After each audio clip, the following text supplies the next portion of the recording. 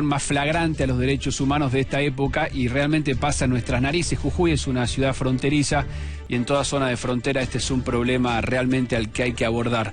Vamos a hablar con una mujer que sabe del tema porque fue coordinadora del programa de protección a las víctimas y del Comité Ejecutivo Antitrata, porque hoy es el Día Internacional de Prevención y Lucha contra la Trata. Vamos a hablar con la señora Ana Copés. Ana, muy buenas tardes desde Jujuy, la saludamos. Muy buenas noches, un gusto saludarlo. Bueno, vivimos en una zona fronteriza nosotros, siempre está esa idea de que la trata de personas es solamente sexual, de que viene una camioneta blanca, se lleva a una mujer, desaparece y nunca más la vuelven a ver. Esto puede haber pasado alguna vez, pero la realidad es que este es un problema en el que intervienen, el que hay que tener en cuenta la vulnerabilidad de las víctimas y las distintas formas de engaño, ¿no? Que sí, a veces no son tan literales como esa. Sí, de hecho, una de las cuestiones regulares en esta problemática tan lesiva, como usted ha dicho, de los derechos humanos más elementales, es justamente el engaño. Esa es la regularidad en Argentina. Respecto de la zona fronteriza, si bien el traslado distingue al delito de trata, es decir, el delito de trata es un proceso que empieza con el ofrecimiento, captación, traslado, recepción, acogida, con la finalidad de explotar a una persona, y es el traslado lo que distingue a la trata, justamente porque ese traslado supone un desarraigo, es decir, que digamos, la víctima, al ser desarraigada de sus vínculos afectivos, sociales, realmente se le hace prácticamente imposible salir de esa situación de explotación. Y muchas veces se cree que ese traslado es un traslado transnacional, pero no es así. Puede ser de provincia a provincia, puede ser de una nación a otra, pero también puede ser de un lugar a otro. En realidad no podría hablar de distancias, por eso le pongo el acento en que es la distancia suficiente para provocar el desarraigo. Y por el otro lado también usted identifica una de las imágenes fuertes, esa cuestión de la camioneta blanca que secuestra y se lleva. Sí, es como un símbolo, ¿no? Está muy grabado en los imaginarios, justamente porque, el caso símbolo en Argentina, el caso Marita Verón, no es justamente el caso tipo. El secuestro es absolutamente excepcional. En realidad, la captación de las víctimas se da casi con exclusividad por la oferta laboral engañosa. Y esta mañana estuve dialogando en el marco de una actividad organizada por el Consejo Provincial de la Mujer y en realidad me atreví a decir algo que es muy triste decirlo, pero que grafica lo que estoy diciendo. La trata y explotación de personas es un delito de mercado, es decir, es un delito que deja ganancia. Por lo tanto, en verdad, esa ganancia es a raíz de una mercancía. La mercancía es la persona. Lo que se compra y vende y da ganancias son personas, seres humanos. Entonces, en términos de delito de mercado, en términos de negocio, y me cuesta decirlo a esto, invertir en un secuestro, ¿me entiende? En realidad es demasiada inversión para la misma ganancia.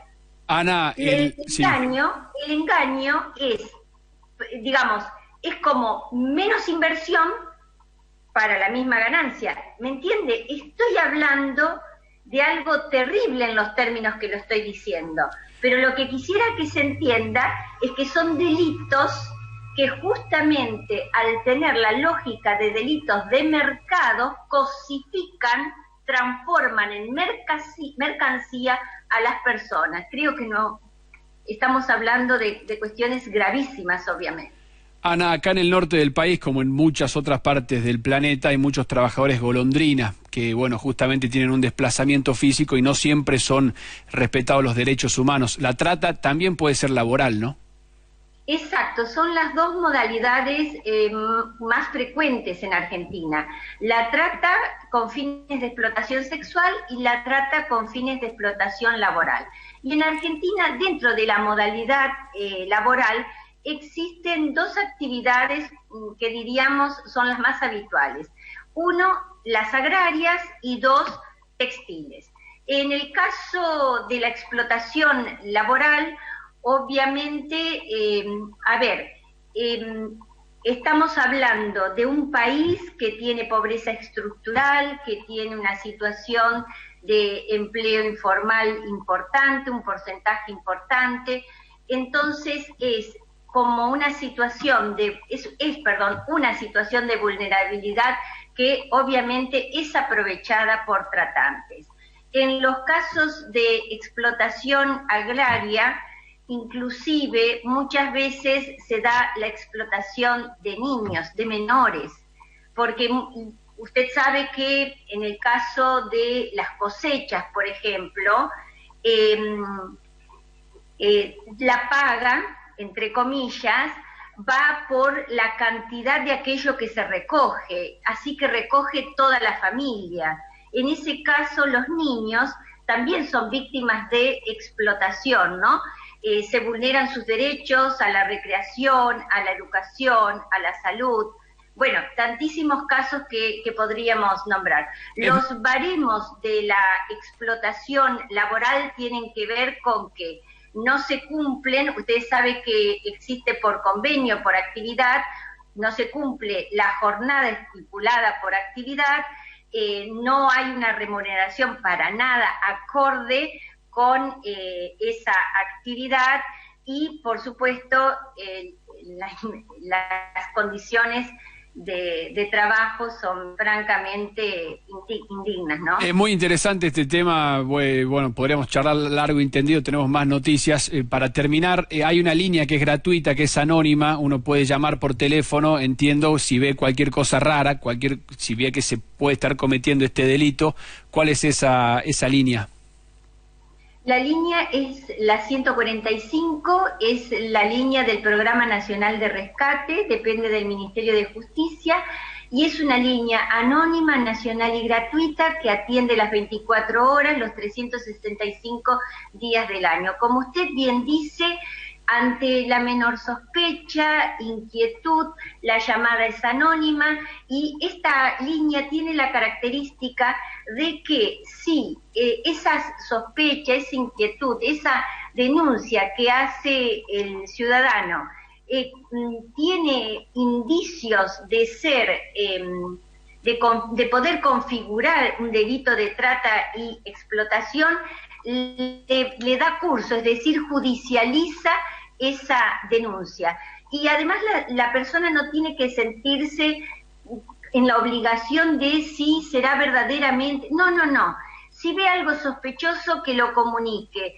El personal especializado de la línea 145 judicializará donde corresponda, si los indicios son los que corresponden. O sea, no es que uno tiene que estar seguro de que eso que está sospechando es trata y explotación.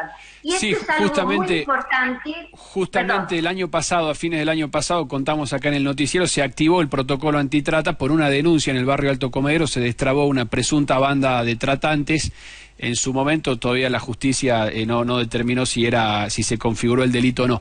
Ana, muchísimas gracias por este contacto, muy interesante. Sí, le agradezco mucho y corroborando lo que usted acaba de decir, le tomo unos segundos más.